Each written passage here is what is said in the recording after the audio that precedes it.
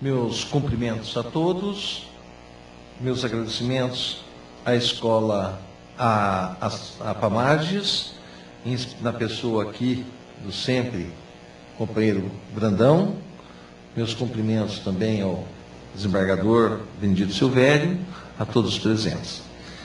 Bom, então nós sabemos que dia 13 de julho do corrente ano, foi a promulgação da emenda constitucional 66, publicada no dia 14. Essa emenda, ela alterou o artigo 226, parágrafo 6º da Constituição Federal. Esse dispositivo, artigo 226, parágrafo 6º, ele falava que o casamento civil, uma vez que foi modificado, que o casamento civil pode ser dissolvido pelo divórcio após prévia separação judicial por mais de 1 ano, nos casos expressos em lei, ou comprovada separação de fato por mais de 2 anos. Então, veja bem, então eram 2 as possibilidades do divórcio, o por conversão e o divórcio direto. Aí houve a proposta da emenda, que falava o casamento civil pode ser dissolvido pelo divórcio nos termos da lei. E, finalmente, foi aprovado simplesmente o casamento civil pode ser dissolvido pelo divórcio. Ponto final. Não deixou a abertura nos termos da lei. Dessa redação dada ao dispositivo constitucional pela emenda de que falamos, nós temos que concluir que 2 consequências significativas dela derivou, ou derivaram. A irrelevância da culpa, ou melhor, a hoje inexistência de qualquer relevância para a culpa no divórcio. Essa é a primeira. Hoje não se fala mais em culpa, Veja que também não se fala mais em tempo para o divórcio. Casa-se hoje e pode-se separar, pode-se divorciar amanhã. Então, não se fala em culpa e não se fala em tempo. Dessas 2, não se falar mais em culpa, a extinção da culpa e também a extinção do requisito tempo, nós temos algumas implicações. As implicações vão ocorrer. 1. Nos alimentos. Nós tínhamos lá o artigo 1704 do Código Civil, que dizia: se um dos cônjuges separados judicialmente vier a necessitar de alimentos, será o outro obrigado a prestá-los, mediante pensão a ser fixada pelo juiz. E vai parar por aí. Por quê? Nós tínhamos, caso não tenha sido ele declarado culpado na ação de separação judicial. E se fosse declarado culpado, aplicávamos o parágrafo único que dizia que se o culpado vier necessitar de alimentos e não tiver outros parentes em condições de prestados, nem aptidão para o trabalho, o outro cônjuge, o inocente, portanto, será obrigado a assegurar os alimentos. Então, veja, se não se fala mais em culpa, nós temos que rever o problema dos alimentos. A meu ver, hoje os alimentos para os cônjuges fica simplesmente na necessidade e possibilidade, sem se falar de culpa, uma vez que eu entendo que a culpa desapareceu do cenário jurídico. Bom, também, daquelas 2, do problema da culpa e do problema do tempo, que já não tem qualquer relevância para o divórcio, nós temos que ver também, e com a modificação, com a nova redação dada, o casamento civil pode ser dissolvido pelo divórcio, nós temos que concluir pela extinção, pelo término, pelo desaparecimento da separação judicial, seja na modalidade consensual, seja na modalidade contenciosa, litigiosa.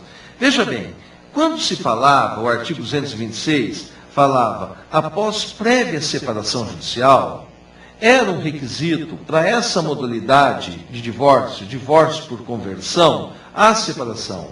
A emenda constitucional, ela não veio apenas para alterar o texto da Constituição, sem que nos trouxesse qualquer consequência. Nós temos que ver que essa nova redação, ao não mais falar da separação judicial, deixou de exigir a separação judicial como requisito para o divórcio. Né? É o divórcio imediato, né? Desde logo, independentemente de tempo, independentemente de prévia separação. Veja que tirou o tempo lá no direto e veja que tirou a prévia separação na conversão. Então, nós não temos mais a separação judicial.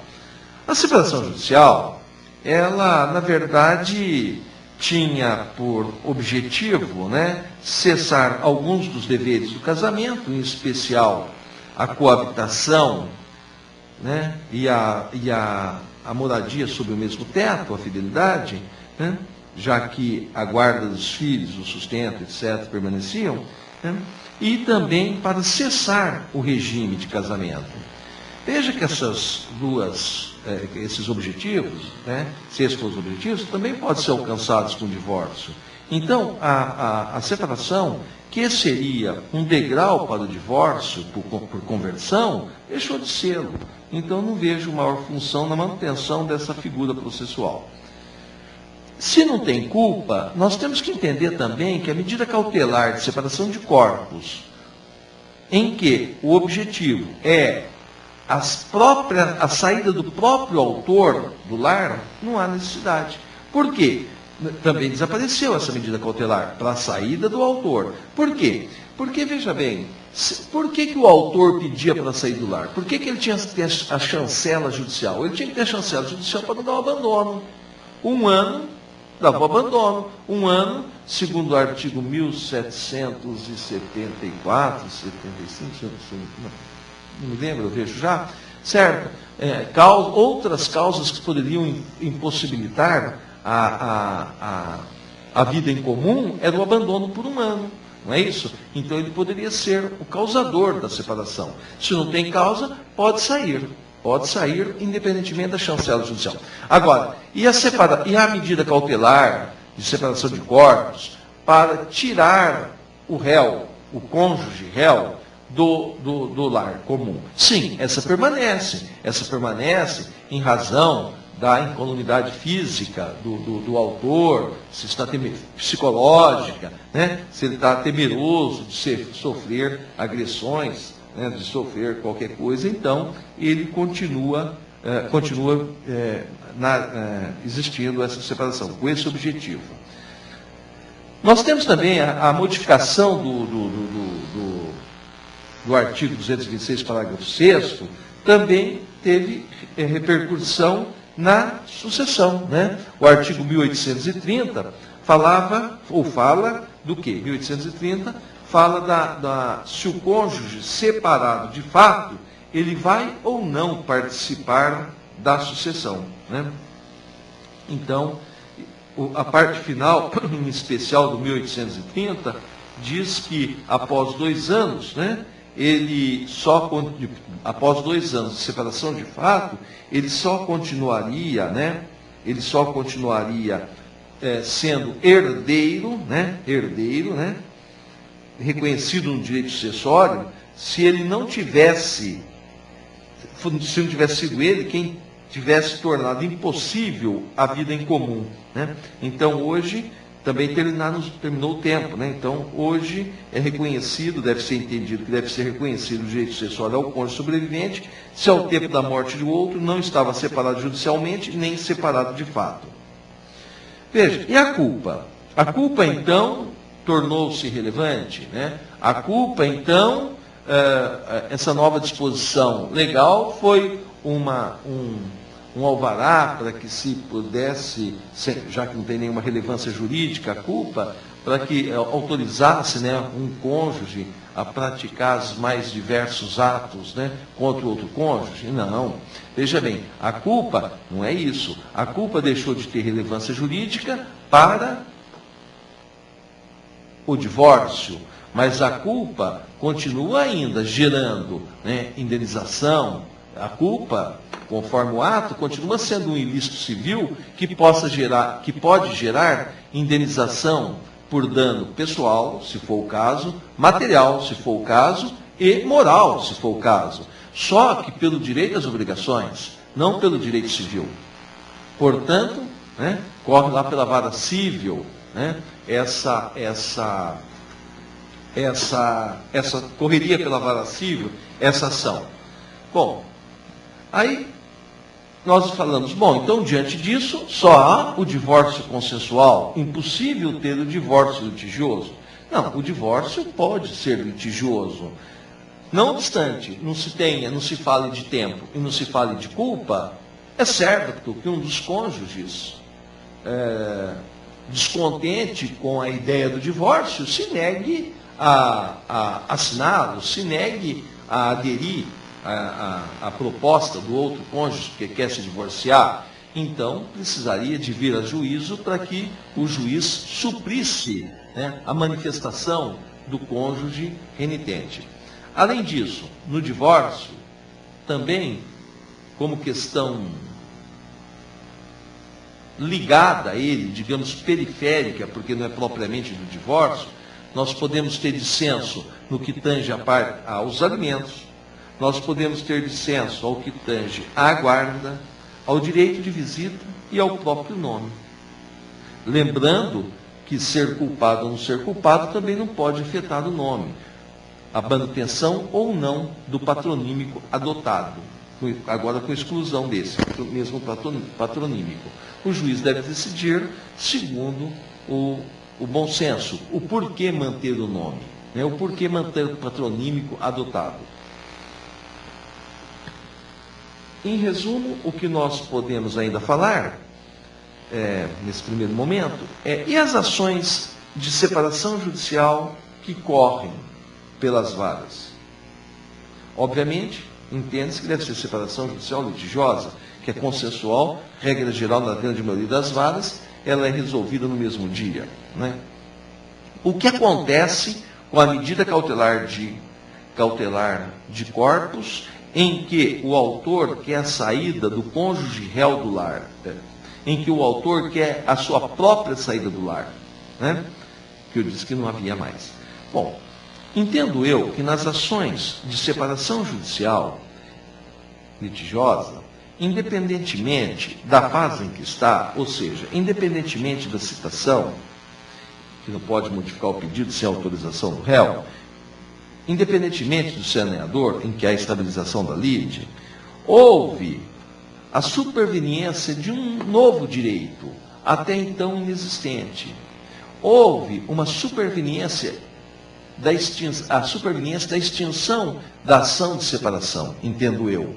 Certo? Então, nós não vamos julgar extinta essa ação, desde logo. Por quê? Julgando extinta, simplesmente vamos causar ônus às partes. Julgando extinta, o autor deve ser, julgando extinta, sempre exceção de mérito, o autor deve ser julgado, deve ser condenado nas verbas da sucumbência, quando ele, na verdade, em nada contribuiu para tanto.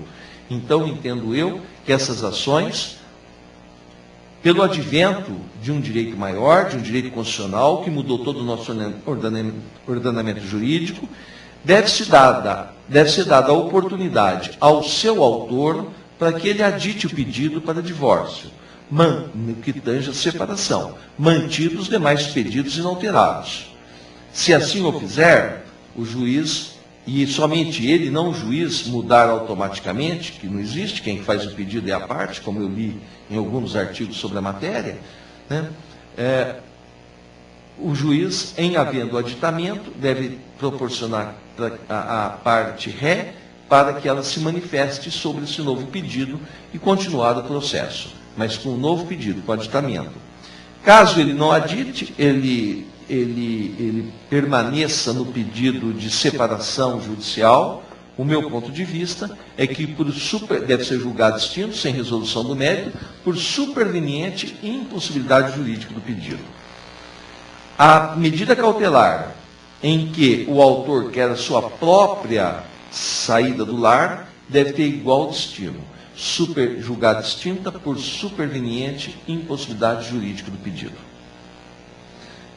Sei que esse problema da extinção, né, da não mais existência da separação judicial, né, em consequência da medida cautelar, acredito eu, está criando certa celeuma, mas eu vejo por esse ângulo, acredito que essa visão, né, do meu ponto de vista, mais bem atende, ou melhor atende, o espírito principalmente do texto aprovado, né, onde, modificando a proposta da emenda, tirou na forma da lei, né, deixou só o casamento civil pode ser dissolvido pelo divórcio.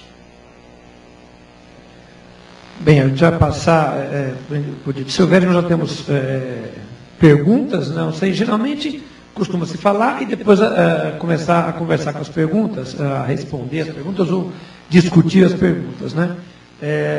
A Flávia Poés Miranda mandou a primeira pergunta. A Flávia de 178, o irmão dela de 177. Veja bem. Estão sempre ativos aqui. Veja bem. Viu, após... Só falar uma coisa também. E quem está também aqui online com a gente é o Zé Ernesto Bittencourt Rodrigues.